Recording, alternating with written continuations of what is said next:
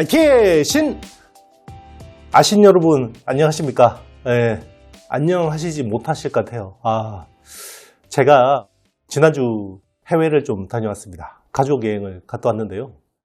제가 이제 월요일날 영상을 촬영해놓고 갔는데, 정말 제가 출발하기 전날 새벽에 비상계엄 사태가 터져가지고, 공항에서 출국을 할 수 있을지 굉장히 많은 고민을 했던, 일이 있었습니다. 정말 일주일 만에 어마무시한 일이 벌어졌고요. 그런 것 같아요. 여러분, 세상에 그냥 주어진 건 없다. 정말 비상계엄이라는 거를 제 생에 겪을 거라고 생각을 못 했는데요. 또 한편으로는 참 다행인 게, 정말 우리나라 민주주의가 잘 작동하고 있구나. 국회에서 또 이거를 통과를 시켜서, 또 바로 차단하는 그런 것들을 보면서 참 이제 많은 생각들을 하게 됐습니다. 원래 오늘부터 제가 크리스마스 트리 설치하려고 했는데 분위기가 참 그렇지 않죠. 거리에 캐롤송이 끊기고 대다수 국민들이 또 추위에 나가서 많은 또 고초를 겪으실 것 같은데요. 하여튼 참 안타깝습니다. 그래서 비상계엄 사태 이후로 이제 그러면 전체적인 경제 전반이 달라지는 거죠. 일단 달라지는 게 뭘까? 일단 테크 투자 전략이 달라져야겠죠. 큰 변수가 생겼기 때문에 테크 투자 전략이 달라져야 됐고, 자, 그동안은 제가 말씀드린 거는 미국 테크, 그리고 이제 국내 테크의 분산이었는데, 자, 미국 테크는 계속해서 이제 AI라는 모멘텀, AI 혁명이잖아요. 요거. 그리고 이제 국내 테크는 사이클이 하락 사이클 접어들었으니까 사이클의 반전, 밸류 매력, 요거를 가지고 이제 많은 말씀을 드렸을 것 같아요. 그래서 그동안에 제가 구체적으로 말씀은 안 드렸지만 하반기부터 괴로워하시는 분들이 너무 많으셔가지고 제가 영상 곳곳에서 말씀드렸는데, 그동안에는 이제 미국을 60, 한국을 이제 한 40 정도로 보다가 그동안 이제 조금씩 요거에 이제 국내 턴어라운드를 생각하고 5% 늘리고 마이너스 5% 이런 식으로 이제 계속 말씀을 드렸었어요. 근데 이제 앞으로는 이게 그러면 한 55%, 45% 되는 게 맞는데, 아시겠지만 이쪽이 자산이 올랐을 거고 이쪽이 내렸을 거니까 대충 그러면 제 말 듣고 투자하신 분은 없겠지만 하여튼 6대4 정도가 그냥 유지됐을 것 같아요. 이렇게 하셨어도.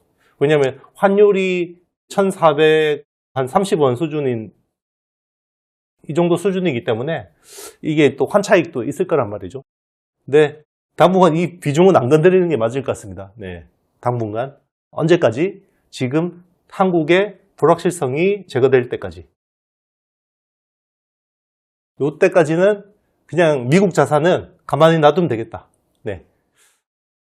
어쨌든, 지금 믿을 거는, 그전에도 트럼프 2.0 행정부로 이제 믿을 건 달러뿐이었는데, 더 지금은 심화되고 있는 상황인 것 같습니다. 그래서 달러 자산을 잘 지켜야 될 거다. 그래서 일단 말씀드리고 싶은 거는, 이제 달러 자산의 중요도는 더 높아졌다.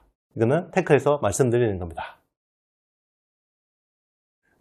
일단 외국인의 시각으로 보는 게 중요할 것 같아요. 자, 그럼 당분간은 외국인 대 기관의 힘싸움을 봐야 되는데요. 당연히 장기적으로 보면 외국인이 세겠지만 단기적으로는 기관, 특히나 연금의 힘이 강할 수도 있습니다.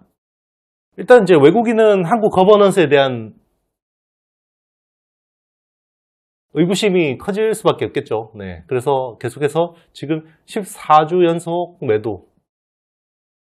당연히 월가에 있는 펀드 매니저 입장이면 한국 주식 비중을 줄이라고 생각할 수밖에 없겠죠. 그래서 팔릴 수 있을 때 좀 팔고 나가자. 그래서 이제 비중 축소를 생각할 수밖에 없을 것 같고요. 이게 이제 더 가속화 되겠죠. 매도가 가속화 될 거다. 근데 이제 한편으로 생각해 보면 이미 많이 줄여놨어요. 그래서 생각보다 단기적인 충격이 그렇게 크지는 않은 것 같습니다. 지금 선물이나 현물 시장에서 다 그렇고요. 일단 우리나라 채권도 생각보다 안정적이고요. 근데 중요한 건 이거는 우리 당국이 굉장히 디펜스를 했다라는 거죠. 그래서 연금에서 그리고 한은에서 외환 보유고를 지금 헐어서 쓰고 있죠.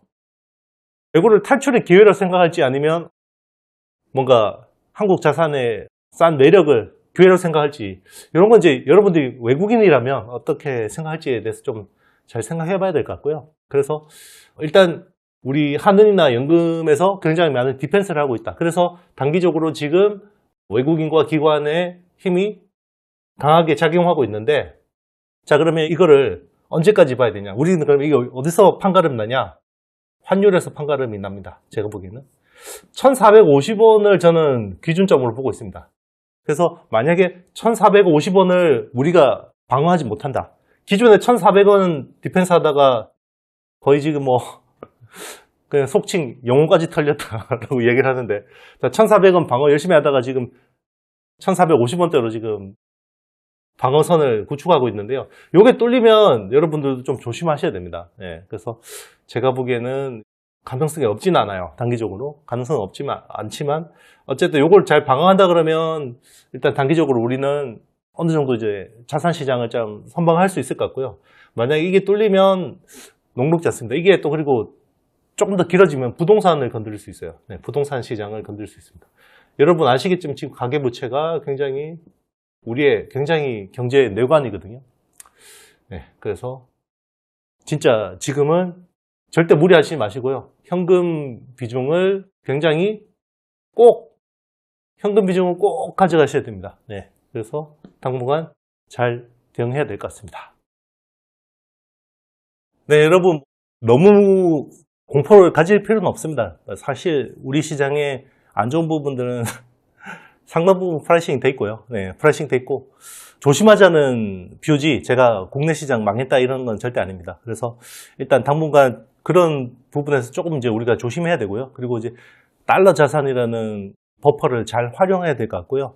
그리고 이제 이번 정부의 모멘텀이 강했던 영역은 좀 조심하는 게 좋을 것 같습니다. 일단 제일 약한 거는 밸류 프로그램, 특히나 이제 금융주를 중심으로 밸류 프로그램 관련주들 조심하시고요. 그리고 이제 대왕고래 같은 경우는 지금 야당에서 예산안을 거의 뭐 다 깎았기 때문에 이쪽, 그리고 원전 쪽도 당분간은 조금 이제 조심하는 게 좋지 않을까라고 생각을 합니다. 또 한편으로는 또 미래 권력에 대한 관심 많죠. 네, 그래서 이제 민주당 이재명 대표 관련주들이 굉장히 잘 움직이는데 이건 정말 선수의 영역이니까 제 채널 보고 투자하시는 분들은 굳이 추천드리지는 않습니다. 그래서 당분간은 미국 테크하고 국내 테크의 밸런스를 가지고 잘 리밸런싱 하는 게 좋지 않을까 생각합니다. 네, 또 반대 급부로 어쨌든 한은에서 금리 인하라든지 금융시장 안정화를 위한 또 정부 정책, 유동성 공급 대책들이 나올 수 있습니다. 이런 것들이 단기적으로 굉장히 변동성을 키울 수 있으니까요. 변동성이 클 때는 여러분 뭐 정말 별거 없습니다. 여러분이 뭐 롱숏을 걸어서 이렇게 회지하기도 쉽지 않고요. 그래서 현금이란 버퍼를 가져가는 게 제일 낫지 않을까 생각을 합니다. 네, 뾰족한 수가 없습니다, 여러분. 그리고 이제 지금 금융권에서도 이게 좀 조심하긴 해야 되는데요. 환율이 계속 오르고 대외 신인도가 이제 계속해서 떨어지면 이게 외화 유동성에 대한 우려가 생길 수 있고, 그리고 자기 자본 비율, 그러니까 이제 우리가 해외에서 자금 땡겨온 것들 있잖아요. 이런 것들이 담보 비율을 더 높여라. 그리고 우리 만기 연장 있잖아요. 롤오버. 이런 것들을 이제 우리가 신용도가 높을 때는 크게 문제없이 롤오버가 되는데 이게 안 되는 경우가 있죠. 사실 우리 IMF 때 같은 경우는 우리가 단기채로 돈을 많이 빌려서 장기채로 빌려줘가지고 그 중간에 어떤 아비트리지를 먹었는데 그게 결국은 내관이 됐잖아요. 우리가 받을 돈은 장기로 빌려주니까 못 받고 단기로 빌린 돈들이 문제가 돼서 이런 것들이 결국 외화 유동성 문제가 터졌는데 지금 그러지는 않습니다. 왜냐하면 우리 미국 투자하시는 분들 많잖아요. 네. 그래서 사실 우리나라 순 대외 금융자산이 뭐 1조 달러에 육박하니까요. 이걸 뭐 그런 문제는 없겠지만 그래도 단기적으로 굉장히 유동성이 문제가 될 수 있습니다. 그래서 환율은 정말 1,400원대 후반, 1,500원대까지도 진짜 최악의 경우에는 문제 생각하지 않을 수 없다. 이건 뭐 상상의 영역은 아닌 것 같습니다. 그래서 하여튼 반도체 테크도 반등하려면 일단 내년 상반기는 돼야 되거든요. 그래서 저는 이제 내년 상반기 중순쯤에 이제 업황이 턴어라운드 하면 주가가 선반영되니까 조금 이제 좋게 봐야 되지 않을까 생각했는데 지금은 사실 정치라는 큰 불확실성 변수가 생겼기 때문에 굉장히 조심하는 게 맞을 것 같습니다. 그래서 당분간 투자 전략은 이렇게 말씀드리고요. 그동안에는 미국 비중이 좀 자산이 커지고 이제 국내 자산이 쪼그라들면 요걸 리밸런싱 맞춰가지고 비중대로 가져갑시다. 이렇게 이제 말씀을 드렸었는데 지금은 그냥 일단 외야 계좌, 미국 계좌는 안 건드리는 게 좋을 것 같다. 일단은 벽을 쳐서 그냥 별도로 운영을 하는 게 여러분들한테 좀 더 낫지 않을까 생각합니다. 혹시 제가 뭐 말씀드리는 뷰가, 생각하는 뷰가 바뀌거나 그러면 또 이 채널을 통해서 말씀드리도록 하겠습니다.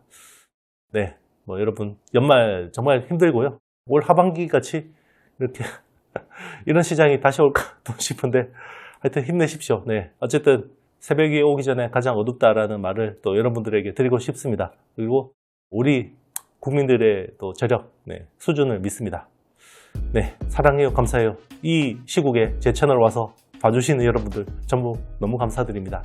저는 다음 영상에서 뵙도록 하겠습니다. 여러분 안녕.